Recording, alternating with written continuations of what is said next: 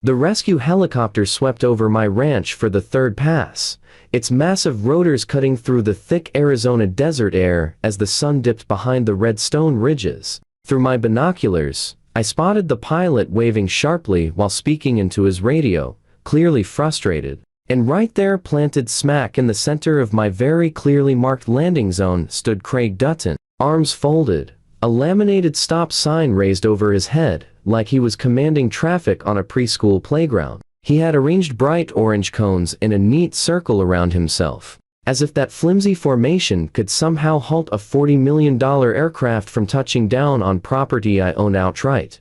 The radio strapped to my belt hissed to life with the pilot's strained voice. "Sir, we have an individual on the ground claiming to represent some sort of neighborhood security agency. He says we're violating something he calls airspace tranquility regulations. I need this landing zone cleared ASAP. We are carrying the governor of Arizona for the wildfire assessment flight." Over. I watched Craig lift his bullhorn, the same one he'd purchased with HOA funds, despite 3 separate votes denying it, and began shouting up at the helicopter like he could outmatch the roar of the blades. "This is a violation of Sandstone Valley Estates HOA Ordinance 7.3.5. All aircraft must submit written approval forms 14 business days before landing. You are trespassing in a regulated community airspace." The helicopter looped overhead again, clearly irritated, and I saw someone in the rear cabin lean forward to speak to the pilot.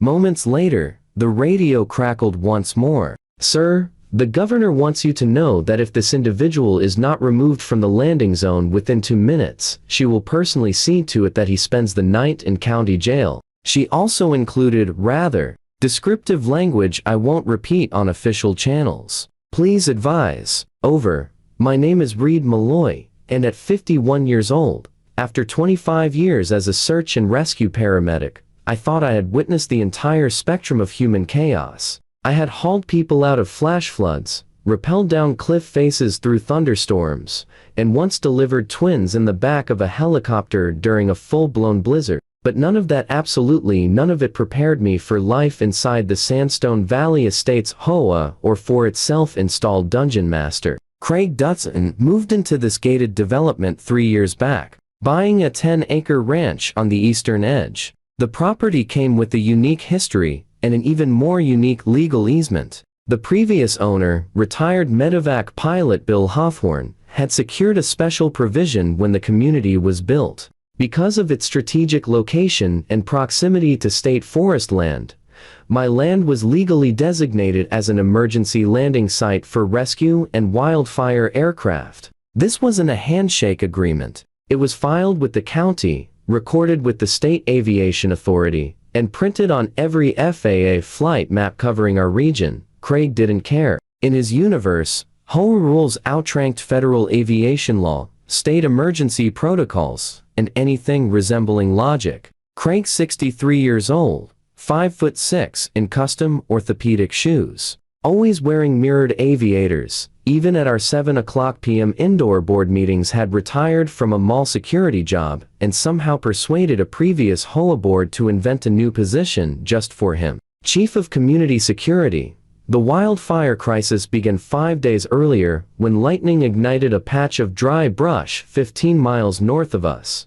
The blaze expanded to more than 3,000 acres. While the fire wasn't yet threatening our neighborhood, the state triggered emergency response procedures. My ranch, with its open clearing and quick access to the highway, was selected as a staging site for helicopter operations. I spent 2 days prepping the landing area, setting up a water station, and coordinating with the state fire marshal's office. Everything went smoothly until Craig decided to intervene. It started with an email at exactly 11:30 p.m., dripping with righteous indignation. "Mr. Malloy, I have been informed that you intend to allow aircraft to land on your property without proper HOA authorization. This violates community standards regarding noise, dust, and visual aesthetics. Cease immediately or face fines of up to $500 per day," I responded politely, attaching the legal easement, the emergency authorization from the state, and a reminder that obstructing emergency aircraft was a federal offense.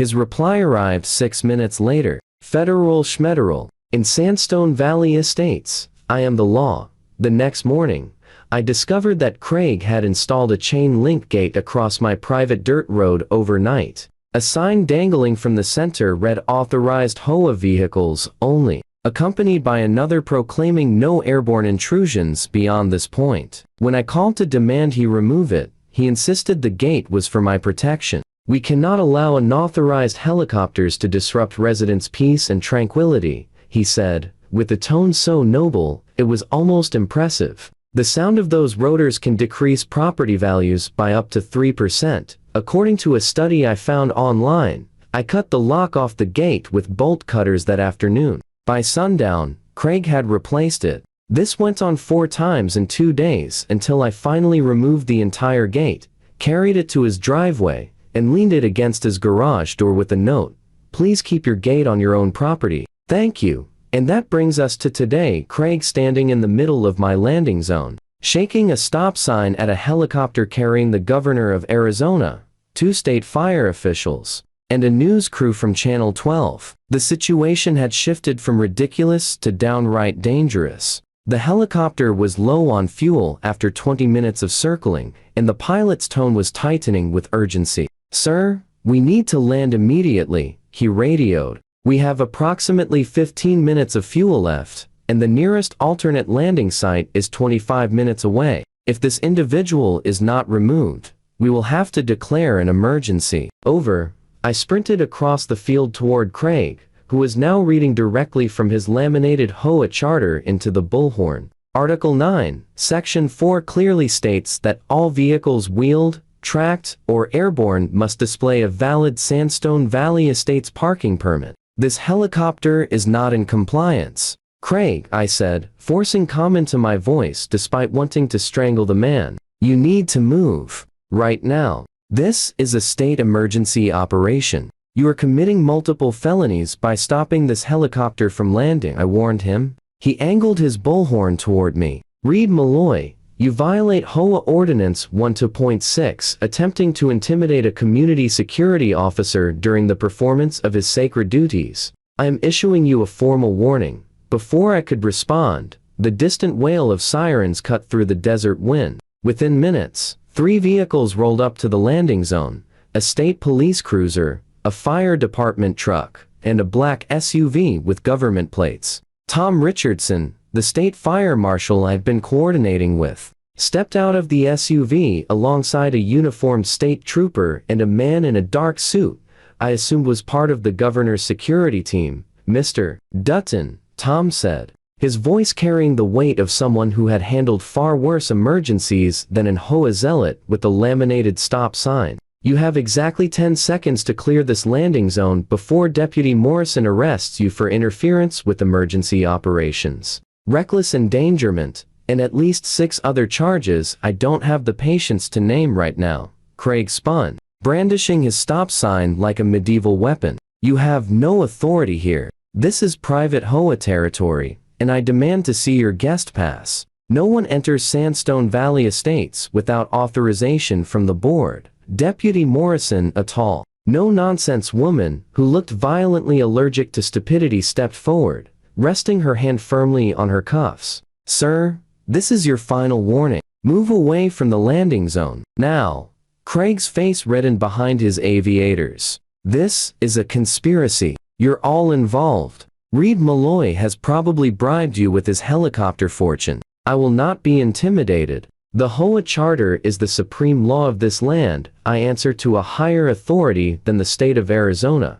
The helicopter was now dropping lower, preparing for an emergency landing. Whether Craig liked it or not, the downdraft kicked up dust, scattering Craig's carefully arranged traffic cones like they were cheap plastic toys. His comb-over, usually glued down with the quantity of hairspray that defied physics, was whipping wildly around his head like a frantic desert animal. Through the swirling dust, the helicopter door slid open. A woman in a tailored business suit leaned out, and even from 50 feet away, could see the expression on her face, a political death glare capable of ending careers and breaking the spirits of veteran legislators. "Governor Patricia?" Sandoval was not known for her patience, and Craig had just drained whatever tiny reserve she possessed. She lifted a phone and aimed it at him, clearly recording. Then she pulled out her own bullhorn because apparently that was the theme of the day, and her voice thundered across the clearing. "Mr. Dutton, I am Governor Patricia Sandoval,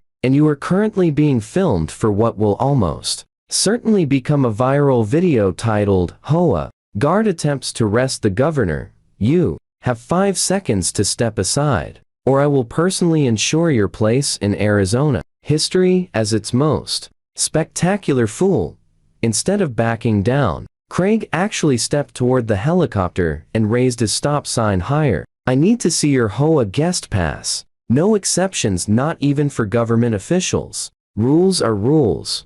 Deputy Morrison was done. She closed the distance in 3 strides, grabbed Craig's arm, spun him around, and snapped handcuffs onto his wrists. "Mr. Dutton, you are under arrest for interference with emergency operations, obstruction of government administration, and reckless endangerment," she said, practically shouting to compete with his nonstop ranting about HOA sovereignty and airspace purity. As she escorted him toward the SUV, Craig continued yelling, demanding to contact the HOA board immediately. "You'll all be banned from Sandstone Valley Estates. Every one of you. Your names will go on the permanent no-entry list." This is not over. With Craig finally removed, the helicopter touched down. Governor Sandoval stepped out, barely bothered by the dust. She approached me with a steady hand extended. "Mr. Malloy, I assume?" she said, with a small smile. "Thank you for your patience.